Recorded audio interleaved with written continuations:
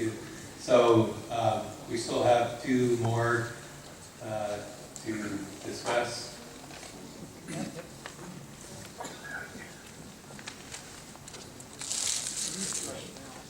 Okay, Mr. Chairman, while either one of these are able to stand on their own, I think under the circumstances, I would just move Amendment 2 and 3 together. Amendment 2 is striking the list of organizations, quote, if officially chartered, shall have a ex officio board member, and just leaving the language in place so that any organization that's officially chartered would have that benefit of an ex officio member on the board. Right now, we list several. Discussing the motion again. Sorry. So I move amendments 2 and 3. Thank you. Okay, so speaking to amendments 2 and 3, I apologize. Thank you for. Yeah. So you're speaking now, Sergeant. They told me to hold on. I know, but you're speaking now, so it's a minute.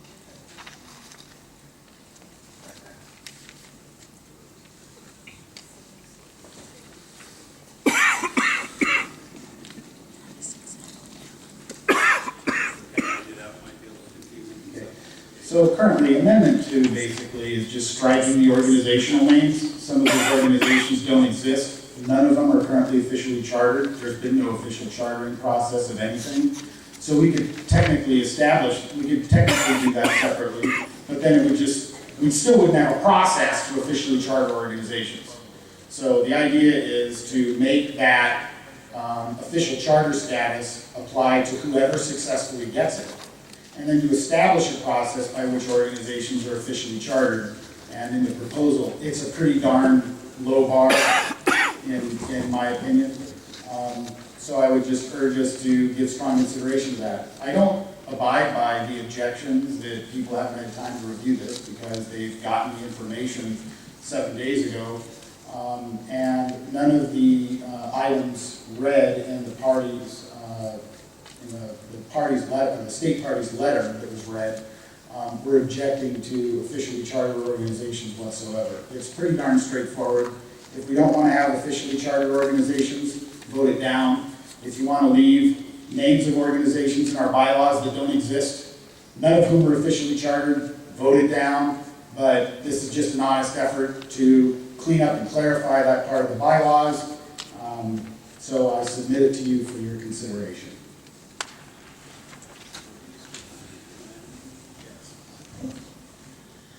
Okay, anybody want to speak in opposition? Carolyn?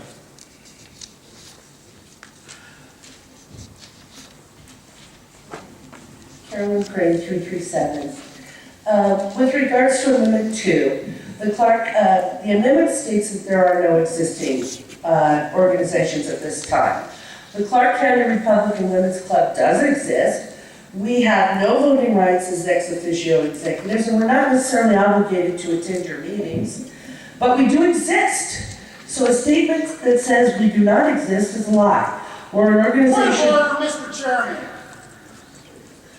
I do not accept this member calling me a liar. Okay, it's a And- false statement. Excuse me. And I said some of the organizations don't exist. None of them are officially chartered. Will the member please treat me with respect? Actually, I do want to point out that is part of Robert's rules is that you don't address members directly by name. I didn't address his name. I violate that all the time. Hang on a second. She didn't address him. That's right. But that was her. Okay, I'm speaking here. So anyway, so I just want to help us understand the Robert's rules, and so that's why in the legislature they'll say, you know, I think the gentleman from Snohomish County, you know, whatever, is an error or whatever. So right, so we don't call people liars, and that's part of the way you protect yourself from doing that. Is that's why you don't use names. I violate that in terms of using names all the time, and but I'll probably continue to do that. But I'll try not to call you liars or say anything derogatory. So anyway, his opposition. Good, well taken. Okay, so I did not address a name, so I won't address a name. I will say the statement, which also says it would be unavailable to us to use the word Republican, is not a legal thing you can do. You have a patent. That terminology is not in this motion. Excuse me, hang on a moment. You don't have a patent or copyright. So the bottom line is the Clark County Republican Women's issues do exist. I'm their legislative chair, and I'm the Clark County vice chair of an organization that has donated money to this party for funds for fairs. So to suggest that we don't exist is insane. Furthermore, I want to make sure that you understand that we're tasked with encouraging participation on the part of organizations. It is not our job to try to chase people who would support us out. I would recommend we consider our primary task of being inclusive and not eliminating supporters. Point of information, Mr. Chairman, with the lady who is representing the Clark County Women's Republican Group, please describe to us the method by which she received the CRCC charter. As a PCO, part of your problem is you're asking for bylaws of our organization, and those are statutorily under federal law not allowed to give you. So we're not allowed to get a copy of your bylaws, is that what you're saying? No! Okay. Under federal law, we are not under the federation, we're a national I'm federation. sorry, that wasn't All my right. question. My question So- was, how did the CRCC charter the Clark County Republican Women? Right. Are they chartered You by- don't! They're not Are they chartered. chartered by the CRCC? Right, it says in our bylaws that the chartered organizations have representation on our board, and it gives a list.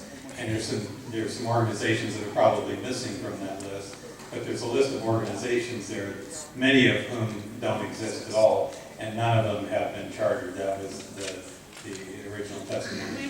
So that if I understand this amendment to our bylaws correctly, we're trying to establish a process by which we can charter organizations under the CRC. That's my understanding. You want to speak in favor of the motion? Okay. Kathy Delaware, 912. I speak in favor of the motion for several reasons. I'm a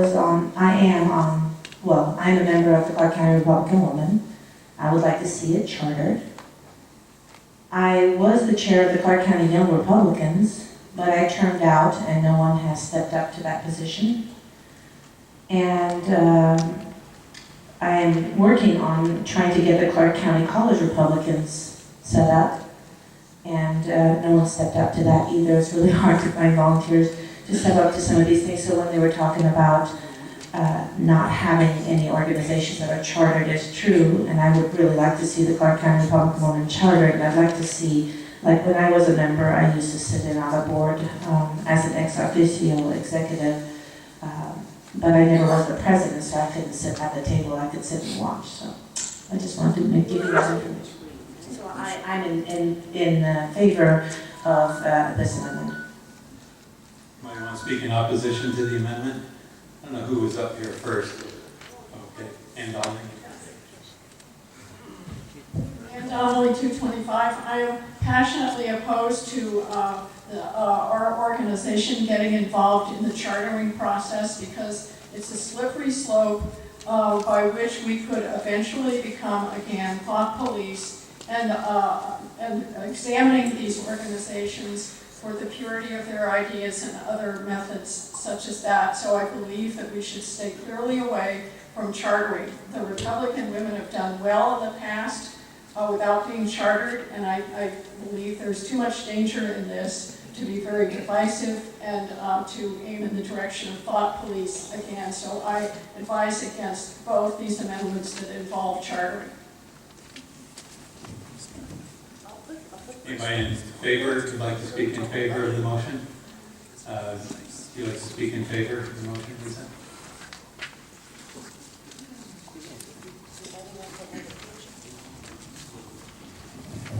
I want to speak in favor and propose a friendly amendment to it. In the revised part of Article 19, it looks like, it says that those organizations should have as their primary purpose supporting and promoting the Clark County Republican Party. And primary purpose in your bylaws of your organization, I doubt if any of them has as their primary purpose. We barely have it in ours, and we are the Clark County Republican Party.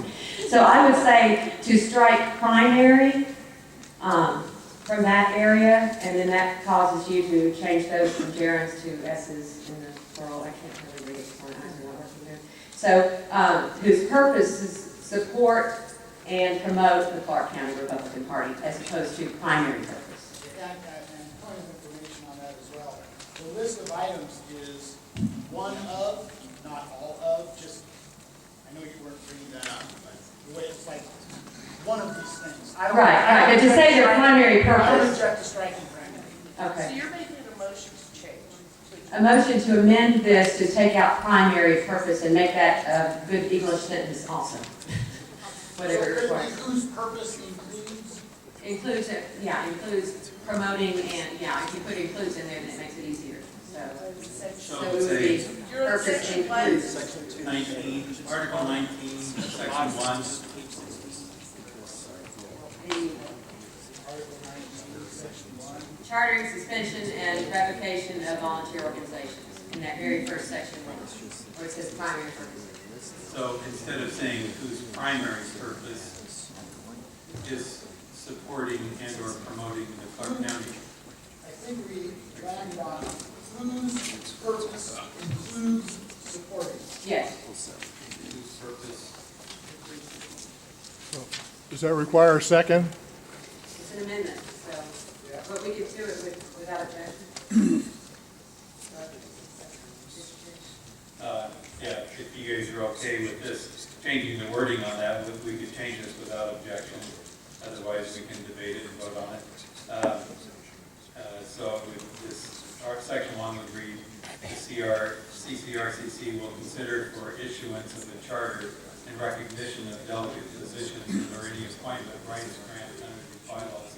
Any organization whose purpose includes supporting and or promoting the Clark County Republican Party or its core principles and or adopted platforms or promoting membership in the Clark County Republican Party. So if there's no objection, we'll change that. Okay. Thank you. So somehow we're going to make, Lisa, we need to make sure we get a copy of that. So, point of order. Point of information, is there anything in the bylaws now about the benefits of being chartered? Yeah, A non-voting position where you have to go and show up and be quiet. actually, you don't have to be quiet, you can even make motions as a non-voting member. Did that answer your question? I think it was part of it. Okay, Stuff like being on the website or anything. yeah. Okay. Okay. Anybody want to speak in opposition? I think you. I also rise to make an amendment. Okay. This amendment would be Hey, on let's- proposed Article 19, Section 2, Part A. This is the guidelines for petitioning to be a charter. The first line includes both volunteer organizations and political action committees. I would like to strike political action committees from the text.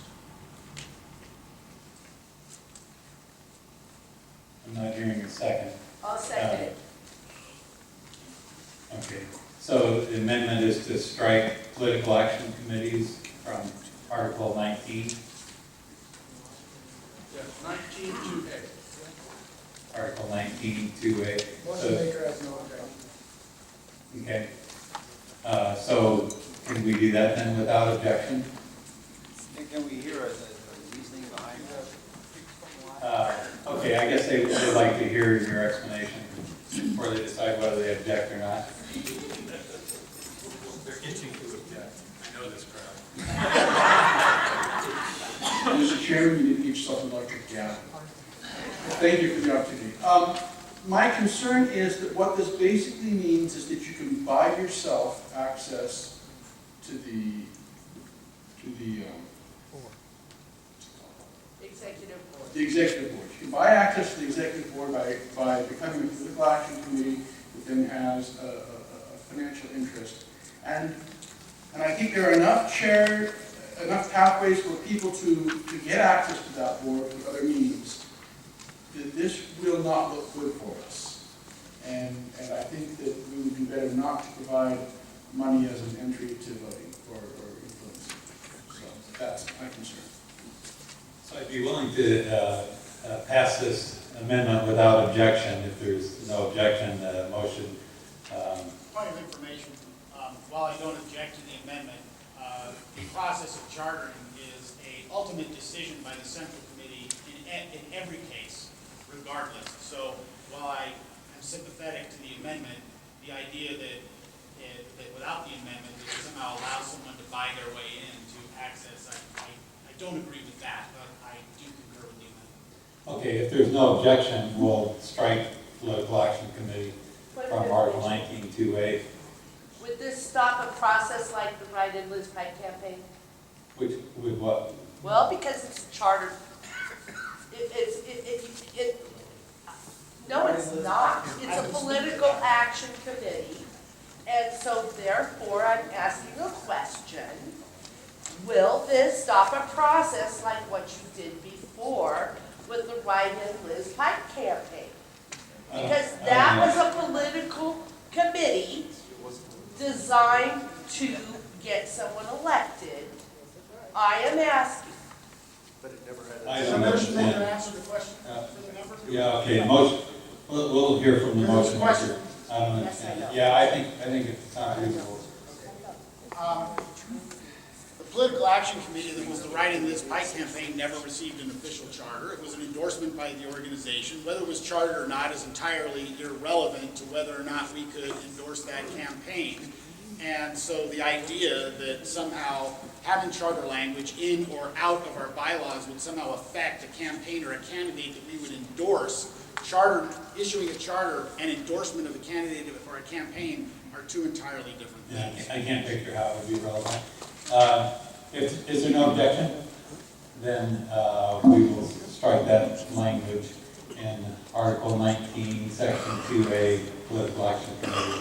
You guys have that, Lisa and Mary Sue? Okay. All right.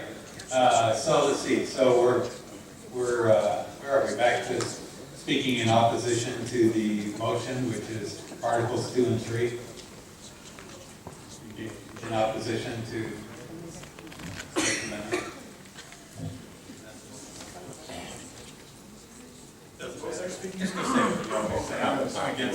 Mr. Chairman, I'm against it. Dennis Henry, I thought we were on 175. sitting article. The I don't know, I'm not ahead of. organization, which is known as the Clark County Republican Party, has as its purpose resources to elect Republicans. And to assist the legislative districts in organizing towards that end. The chartering of organizations is superfluous to those purposes. The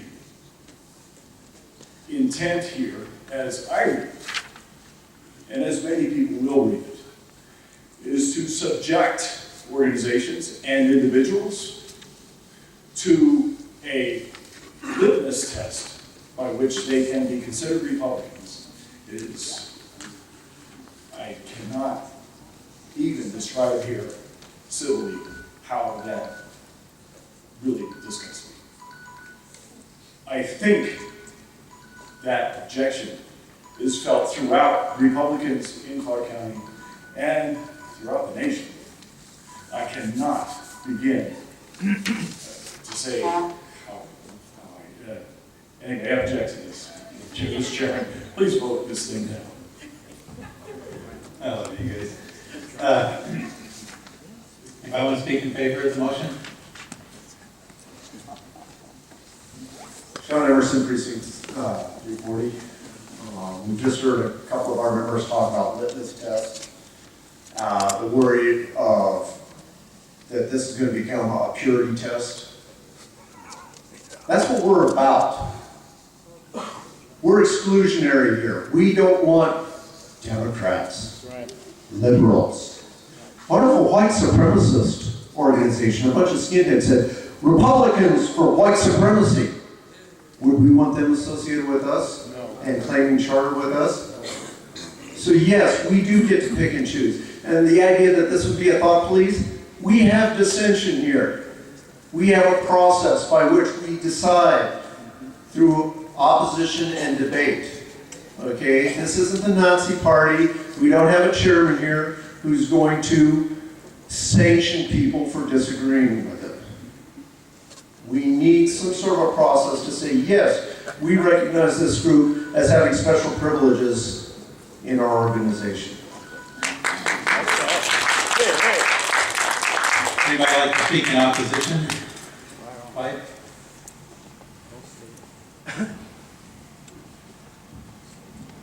I think we need to be very, very careful on how we treat each other and how we talk and how we go through the process. I don't know that any skinheads have ever shown up here in Clark County claiming to be a part of this group. But I think that if we want to get Republicans elected, if we want to have a voice, that we need to treat people with kindness and respect. And I would ask that you respect the greater people here and turn this down today.